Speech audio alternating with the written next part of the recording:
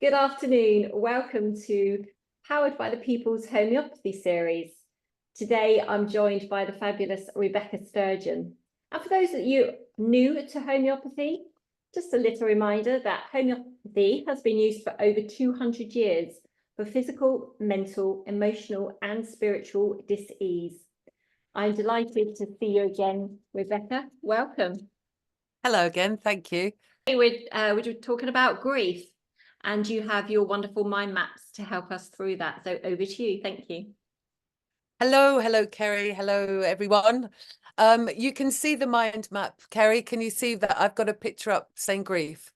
I can see that. Yep. Perfect. Okay, so as Kerry's just said, we're going to be looking at healing the dis-ease of grief using homeopathy as the healing modality. So we will start as we mean to go on. And so first of all, it's a rather gorgeous man who's crying. But what I really wanted to mention is the path of grief, which is an A to B situation. It's a smell can remind you of your beloved, a song, a place, a memory. So it's never straightforward. Whenever I draw the path of grief for anyone, it looks, well, often a lot more messy than this. But it's just to understand anyone who's going through grief. It can take an awfully long time, and it can also feel like you're going backwards as well as going forward. So it's a very complex emotion, grief. And I just want to hold that as part of our understanding of it. And interestingly, grief in the UK or a more emotionally suppressed country, such as the UK, deal with these sort of very difficult emotions in a difficult way. And in Africa, as you know, I've been there for many years. For 3 days, when someone dies, they are wailing, crying, singing, talking, celebrating for 3 days.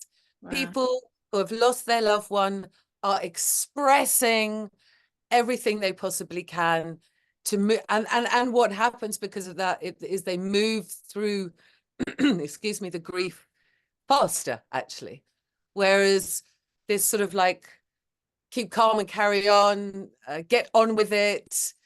There's sort of like a guilt around sort of a weakness of grieving or showing your emotions in more, I don't want to use the word advanced because I don't think that's quite true, but the word sort of emotionally suppressed cultures.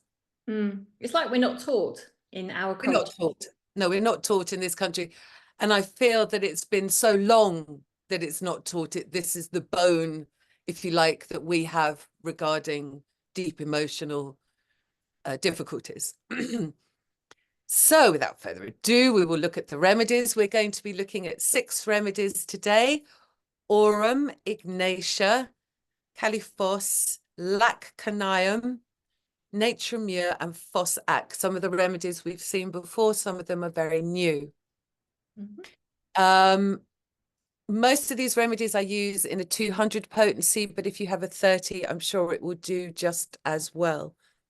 If you remember from my previous homeopathic podcasts, I use a black pen for physical symptoms, a red pen for more mental symptoms, and a purple color for emotional, spiritual dis-ease. Okay, so that's how it's going to be set up. So it's 6 pieces of paper, 3 pens, and we'll have a look at Aurum, which, as you can see, is made from gold.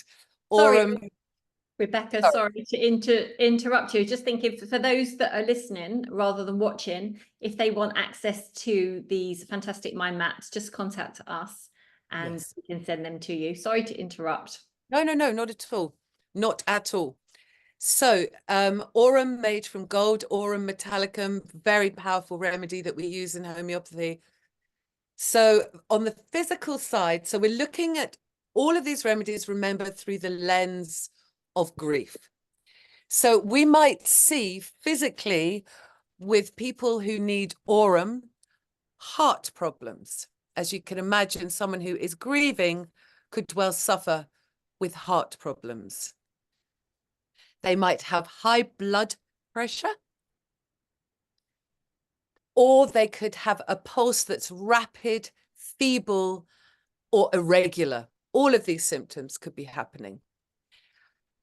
For aurum, the pain is worse at night. So you might find there's insomnia. Well, we'll get to that just now. But everything is worse at night. The individual is career focused, serious, and somewhat intimidating with their laser-like focus on doing well. Going for gold could be something you could say about the aurum personality type, that they want to do well. They are the money makers, the stockbrokers. They like to do well. And as we'll see, failure is an enormous part of this picture. They might have outbursts of anger, and they are tremendously irritable. They can get very depressed and have chronic insomnia. So again, that feeds into pains worse at night. So the depression regarding grief or disappointed love can lead them into insomnia, obviously at night, where they are thinking about the failure of the relationship, of the loss of someone, of the loss of business. This is a massive depression remedy. They can sometimes be suicidal. This is often thought of our depression with suicidal remedy. There are many suicidal remedies. Often people think of suicide when they're very depressed, but they don't go through it. But it's a symptom for us to observe. Rebecca, I've had many patients. Yes. Oh, sorry. Say, we might have a slight delay on the recording. I just wondered, would you see someone like this maybe clutching at their heart if you were to see them? Yeah. Yeah. They're more likely going to come to me with a heart problem, which of course is chronic. We're looking at the acute picture of grief and what remedies may well work for that. Aurum is one of them. This is a massive chronic remedy. If somebody you know has heart problems or anything that is more chronic, then please send them to a professional homeopath. I wouldn't recommend trying to work with heart diseases without a bit more study, to be honest with you. But the likelihood for me in my clinic is the person presents with heart problems, and then it turns out that there's been this massive failure, massive loss, massive depression due to all of this. So they come with the heart problems. And in fact, one of the patients I'm thinking of now, she had heart problems. She was depressed. She never felt good enough. Nothing ever seemed to really work out for her. And she tried very, very hard. And I gave her aurum, which she just started to glow, which was quite a beautiful thing. And interestingly, when I told her that I'd given her aurum, she told me that her father was a gold mine manager when she was a kid, which I didn't actually know, but it was just an interesting relevance of her being so around gold and needing gold. And actually, I found I treated her for years, or she was a patient of mine for years. I found that every so often she needed that aurum again to pick her up, to give her faith in herself, to give her the courage. And that's one of the things about homeopathy that I see time and time again, is that not only do the physical symptoms start to resolve, but the mind changes. So you can cope with the ups and downs of life. That's the thing, isn't it? With, like you say, with homeopathy, it's not providing a plaster. It's actually going much deeper to see what is that dis-ease within the body, mind and soul. Exactly, because the failure, if we're looking at, so I'm just going to go back a picture, but if you look at the failure, then the depression, then the chronic insomnia, then the heart problems, it's like going deeper and deeper into the being. And it started with a failure. So that's more of a a spiritual, emotional beginning. And then as it gets more and more dense, now we're getting the heart problems. So that's how I see that, and that's how the homeopathy, it's phenomenal. I mean, it always blows my mind how magic homeopathy can be. It is. I'm learning. You're learning, baby, you're learning. We're all learning. So the fabulous Ignatia, which is one of our major grief loss remedies, I often use this in conjunction with calc phos, which we will look at as well. So we'll look at them together and apart. So Ignatia often has this sensation that there's a lump in their throats, whether it's real or actual, we don't know. So they swallow a lot and they go, yeah, it feels like there's something stuck in my throat, which is massive grief sign, as is sighing.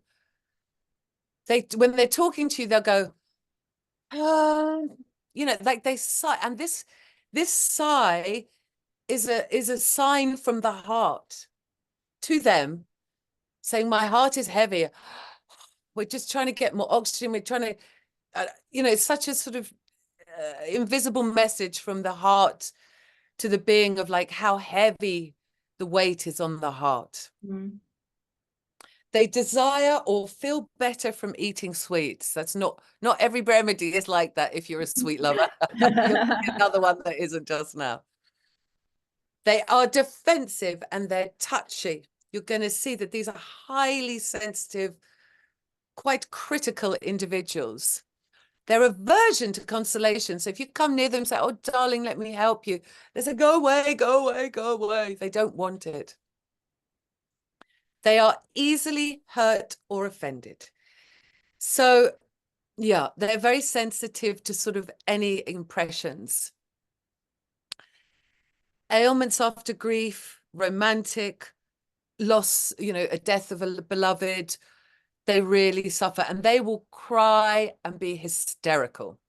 They have hysterical tears. They are hysterical. I can't handle it. I can't, you know, it's like that is the real terrible grief. I just want to see what else they have rapid changing moods. So they'll be crying 1 minute, laughing the next, you know, trying to work something out. It's very complicated, highly critical, and seeking perfection in all of their in their relationships, actually. So it ends up that no one's ever good enough in the end. Oh, wow. What's absolutely amazing, isn't it, is just this really depicts how one size does not fit all. Because you've just described two different people, haven't you? The first and this one now. And of course, there's however many billion different types of people there are on the planet. Exactly. Homeopathy is detective work, my darlings. And once yeah. So once you hear that they've got a lump in the throat and you notice they're sighing and they're sort of a bit like, oh, well, he never did, or she never did, or whatever. And they want everyone to fit into their thing, but it's, you know, it's impossible. It's impossible. The lovely Califos, which is also a tissue salt, but I like to use it in a 200C with Ignatia. So I will give Califos in the morning and Ignatia in the evening. So Califos is exhausted, by the way. They've just had it. There's another remedy we're going to go to, which again is just flattened by grief. Califos is one of them. So they may have a headache, worse from thinking. They're worse from any overexertion, mental, physical, anything. They just can't handle it anymore. They are absolutely exhausted. They're unable to cope. They just cannot take on anymore. They're overwhelmed. It's been too long. It's been too much. They just can't cope. They have mental fatigue. It's a bit like a mental breakdown. It's for periods of stress, long periods. Stress is such a word that everyone uses. I've got eczema because of stress. I've got asthma because of stress. Stress. It's a big umbrella word. It is indeed. It is. And they have jangled nerves. And they are nervous. So they're really like that. You can feel it. When I give it to people, whether it's with Ignatia or on its own, they're just sort of on the edge. Like they just can't take any more. As I say, it's a tissue salt. And again, it's brilliant for jangled nerves, exhaustion, periods of stress. But I find in a grief situation, that in the morning at a 200, the Caliphos, and Ignatia in the evening as a 200 as well. Now, when I give this combination, it's not going to just suddenly stop your grief. Yeah. Remember, grief is like that. Yeah. You'll be able to cope better. You have to go through the grief. I find taking antidepressants, anti-anxieties, stop the progression of the emotion that people are going through. And when they stop those drugs, it's still there to deal with. So it doesn't resolve it. You need to go through it. You need someone who is kind and caring during those times of need that can support you through it, like a homeopath. It's a healing process, isn't it? I was just wondering, and I may be wrong, but I was just thinking what this person would look like. And I wondered if, where you've said the nervous, the jangled nerves, whether it's more of an ants in the pants type person, and are they exhausted? Totally. They can't sit. It's And like, that's why they're exhausted. you know, it's all been too much. They're on edge. Everything's edgy. So you can feel the sort of brrr, brrr. I do a great Caliphos at times.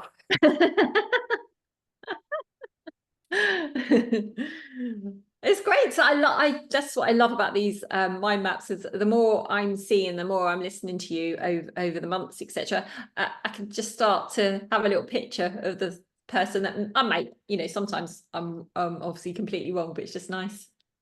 But that's the point of these podcasts, as you know, Kerry, is to build people's confidence in using homeopathy and finding non-toxic, no side effects, solutions that are not allopathy with their side effects that aren't they are actual effects. So people get sicker and sicker rather than better and better. I mean, I've treated people who have been depressed for 20 years and been on antidepressants and anti-anxiety for 20 years and still can't leave the house. And I say to them, do you think they're working for you then? They go, well, I'm not as bad as I was. And I give homeopathy, Aurum, actually. I'm thinking of a woman right now, and I gave her Aurum. And she started going out at the weekends and walking on the beach and saying hello to people rather than hiding away at home every weekend. And as soon as she did that, she felt confident to reduce her drugs. I never take anyone off of any drugs until they want to. Yeah. I always add the remedy in, because as soon as they start to feel better, nothing else has changed but the homeopathy has come in. That's a really good point, actually, because I don't think we've discussed that before. So people that are frightened to suddenly stop, no, they don't have to. You can support them with this in the first stages. Exactly, because as soon as they start to feel better, and the only thing that's happened is homeopathy, they go, oh, the homeopathy is working. I feel confident to now reduce. And it's a slow process, particularly if someone's been on them for years. You can't just stop and start. That really, really messes people up. Okay, Lacanium. So that is my dog. I love her. I had to adopt her to come to England, and I miss her terribly.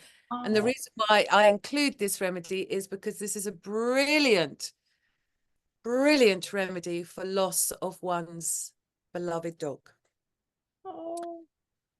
So I'm going to give you a bit of a picture around it. And Lacanium, I better tell you this, is a remedy made from, lac is milk and canium is dog. This is a remedy made from dog's milk. Oh, wow. I know, and we laugh at this, but dog's milk and other mammal milk has been used for centuries, people, in healing. Wow. I know, it's quite bizarre. We don't know these things. We've been taught away from them. So homeopathically, we see that Lacanium craves spicy foods, peppery foods, warm foods. And I can attest to this feeling of a floating sensation in my body. I wasn't quite here with the grief of my dog. I didn't dream of snakes, but they can dream of snakes. I dreamt of sticks, actually. And like I say, losing one's beloved dog, or having to adopt them, or having to put them down, or them dying of old age, this is a remarkable, it actually saved me so well. There's enormous anxiety around this grief, and the imagination is running wild, and they have hysterical fears. And this is all true. I can attest to all of this. I just want to check this. So the patient is nervous, restless, highly sensitive, absent-minded, buys things and leaves them behind. Like, their mind is so much on their grief, they can't focus on the now. They feel like they're alone in the world, and they can also rage, like swear a lot, curse a lot, snarl, bit doggy. When I'll use myself as the reference for this. I've used this a few times since. When I took this remedy, and I was absolutely in my boots, as they say, I really just didn't know if I could really live another day, to be honest, without her. Wow. As I started to take the remedy, I worked out, and it was a new thought, how to let her go. And it was such a new thought. I woke up one morning and I thought, I think I know how to let her go now. And it was, I know the remedy was it opened the door for me. That's what remedies open doors in our minds, our hearts, our beings, for a new way to be. I've got so many stories of that. It's crazy. Oh no, I'm glad you said that, because that's what I was thinking, what you could say to people new to homeopathy, what they can expect. As you said right at the beginning, it's not going to, grief is a process, not to suddenly make you feel 100% better, but the fact that it opens a door to the next stepping stone, so you can cope. Absolutely 100% correct. You can cope. And these new thoughts come in, this new resilience, because this is life. We can't stay in these down, depressed places. We have to learn how to walk through life with all the challenges. It's sort of like you learn, I don't know, I found homeopathy just brings this other way of being. I had just to sort of go back to Ignatia, a patient came into Neals Yard the other day with a sore throat, and they called me down because she wanted homeopathy. And I went down, and I'm very, people, what do they call me? It's more than instinctive. It's like I pick things up. I can't think of the word now. I just feel things, and nobody said anything, and I just know. And I walked up to the woman and I said, "Hi, I'm Rebecca, the homeopath." And she said, "Oh, my throat." And all I could feel was grief. I said, "Have you had any griefs recently?" She said, "Yeah, 2 massive ones. I just went and got the Ignatia. Remember the point of something's in my throat?" Yes. Yeah, I was just thinking that. I gave her the Ignatia. She swallowed. She said, "Oh my goodness." And the people on the desk, they just can't believe what I'm doing. They're like, but it's just, I pick things, personally, I pick things up. But for me, it was like this, the throat is, it's the grief. So it's fascinating. It's always fascinating to me. And obviously there are, as in any walk of life, there are brilliant and maybe not quite so brilliant homeopaths. And the fact that you have that extra, being able to, the sense, that's going to help. And a quicker, probably find the remedy quicker than trial. Hopefully, hey, hopefully, always living in hope with that plan. Even after 30 years, Kerry, I'm humbled by this vocation. I'm so humbled, I can't tell you. Okay, so our second to last remedy, nature mure, which is common sea salt. An enormous remedy for the people of Blighty. So It's a massive headache remedy. Again, we have this sighing, this deep heartache. They really sigh a lot, Nature Muir. Excuse me, it's made from salt and they desire salt. So excuse me, you might see they put loads of salt on their food, or they want chips with salt on top, or crisps, or soy sauce, or salty chocolate. You know, they just want the salty things, the cheese. That's what they're after, you know. They have insomnia due to dwelling on past disagreeable things, long past, or the griefs of the day. So it will keep them awake, ruminating over these things. They are withdrawn, they are closed, they are reserved. This is an English, this is basically thing.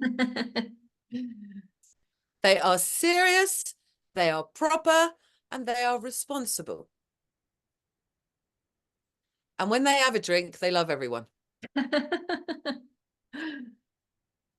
The barriers come down, they can't hold it all in anymore. I love you, I haven't told, you know, all of that.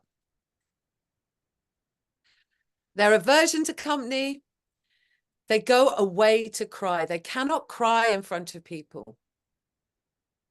Do you know someone like this? Hey, Kerry, is it you, Kerry? I was thinking, yeah, it's probably me.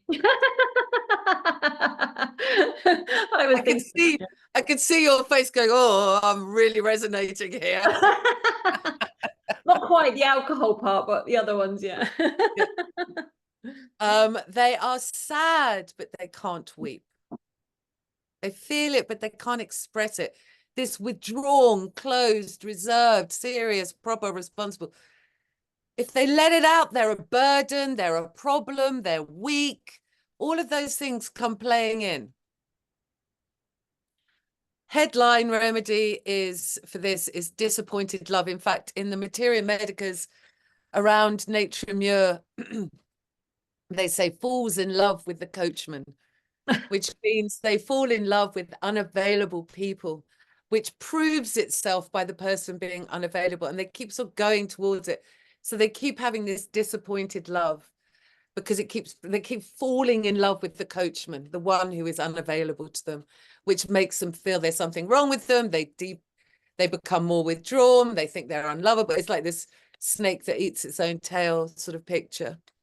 Do they do that because then they're not having to open themselves up too much because they're, yeah. Absolutely. So that, like I said, this is a massive, I mean, I use this remedy so much here. There's a couple of remedies I use a lot here. This is one of them. And it is so wonderful. I had a woman who contacted Neals Yard because she'd hurt herself. I recommended Rust Tox because of the way she'd fallen. And she decided because of that, because it worked so well, that she was going to come and see me. And she came along and she told me about the loss of her beloved husband and how she couldn't talk to anyone about it because when her friends talk about losing their husbands, she sees them as weak. And it was like this snake eating, you know, same picture, like I can't say anything because then I'm weak, but I'm feeling terrible.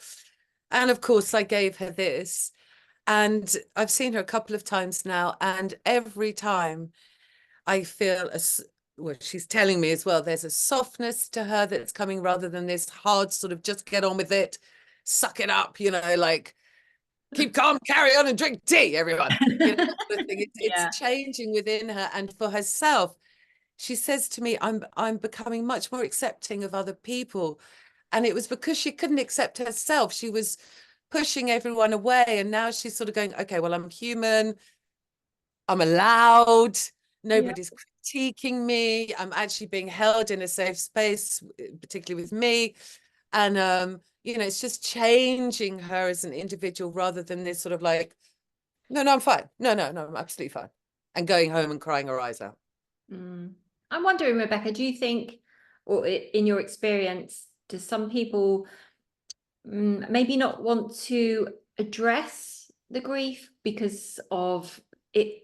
Will it ever stop? Does it open other things, other trauma events? Or do people think that's what might happen? Most people say to me, I'm so scared if I open up to this, it's never going to end. Okay, so, and I think this is a very human condition. It's like when we get flu, we think we're never going to get well again. That sort of thing. You know, oh, I'm never going to be well. I'm never going to be. And we've all had flu about 300 times, and we all know that we get well again. But our minds, such a thing, the mind. Most people I am working, 98 maybe % of the people I work with, I'm literally just trying to tone down the mind because it just lies, basically. And it's so well educated and programmed, of course. So yeah, that's the biggest fear of people, is that it will never end, which of course it does. And that's the interesting part when you revert to the information that I said about African people when they lose their beloveds. They know it's got to move. They know they'll get sick. It's instinctual. It's not this. In the UK, sorry everyone in the UK, but in the UK we suppress emotion. It helps on one level, keep calm and carry on, but on another level, we develop more cancers, we develop more chronic disease because we don't know how to express freely, easily, safely, without someone going, oh, you're still crying about that, you know, or something like that, which, you know, you don't want to be seen as weak. It's a bit of a show to me. You know, we're all weak. We're all fallible. We're all vulnerable. We all need help at times. That's what I do know to be true. 100%. Did I answer you? Sorry. Yeah, I'll say 100%. And that's why people like yourself and us as being the facilitators, you know, that's what we want to do. We want to help people. We want people to help themselves and then help others. That's the whole point, isn't it? That's the whole point, baby. Okay, so our final remedy, phosphoric acid.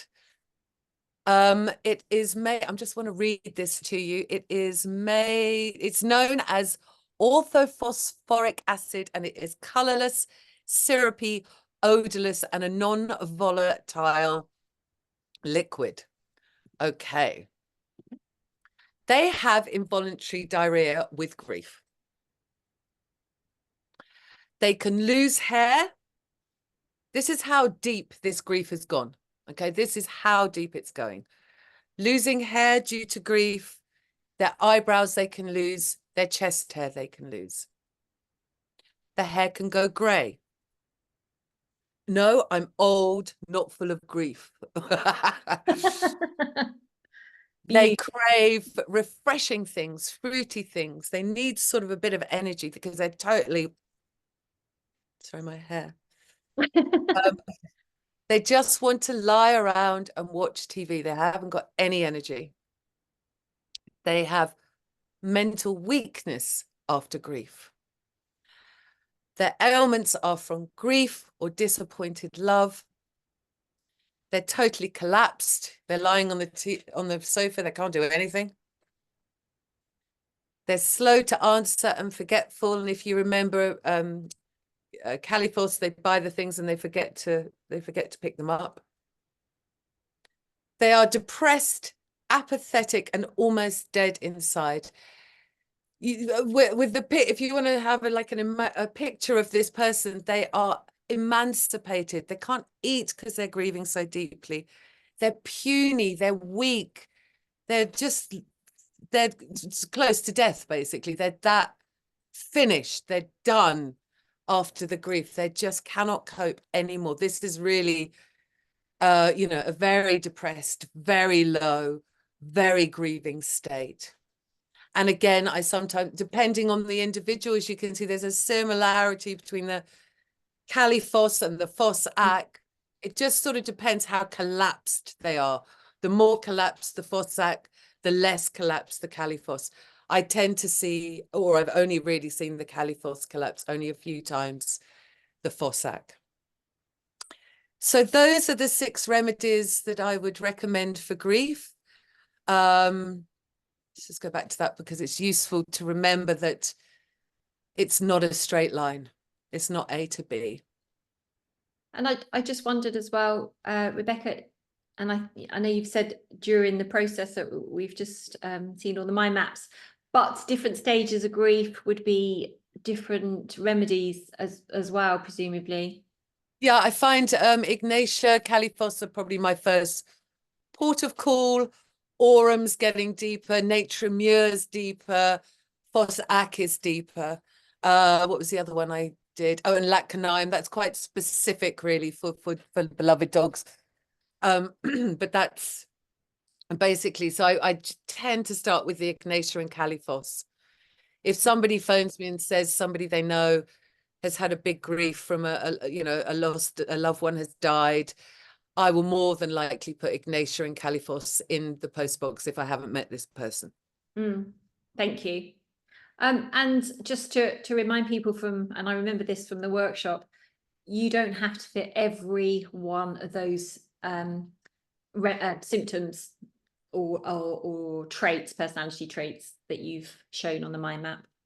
No, I tend to go, particularly when I'm treating acutes, I tend to go with a three-legged stool, 3 symptoms that fit perfectly for that person. And if it doesn't work, no harm is done. If they get no relief at all, and sometimes I'm just looking for a few percent, they sleep better, anything just to start the process. Even if it's a tiny percentage of improvement, I'm going. That's it. We're on. Because because of the nature of particularly grief and actually all healing, to be honest with you. Just a little bit of improvement tells me, okay, that little bit will grow. That little bit will grow. That little bit will grow. And that's a sustainable healing process. And is that the same remedy you will repeat? Is it the I same would principles? exactly. If I'm getting a positive response, I'm going to stay with that remedy. I'm going to use that remedy for as long as we're getting a positive response. Excellent. I thought it's always worth reminding, because especially even for me, being new to homeopathy, it's worth reminding sort of how the remedies work. I think the now how do you say it? Lacanium. So my friend's just lost her dog, so that would be one I'd be recommending. But with regards to dogs, we had the great recent podcast that we did together, and you were explaining about ticks, and I asked you about if Leadum could be used for my dog, and what a great remedy that was. Instant. Absolutely instant. And that, yeah, no, so that's the difference between acute and chronic. I am giving advice really about acutes. I have had to add in a couple of chronic remedies here for grief because it just makes sense to me. So an acute remedy, you will see fast improvement. Grief is not, it's acute, but it's also chronic. For some, it's acute. For some people, it's chronic. For some, it's both. There's the acute response when it first happens, the shock, the denial, and all of the things that we know about. And then it can sink deeper depending on the individual always. So that's why you saw such an amazing response with the Leadum. It was an acute situation. You give the right vibrational remedy, boom, shift. For me, as I say, with this sort of path of grief that's, I'm looking for slow, supportive, incremental change so the patient can come out feeling strong. Excellent.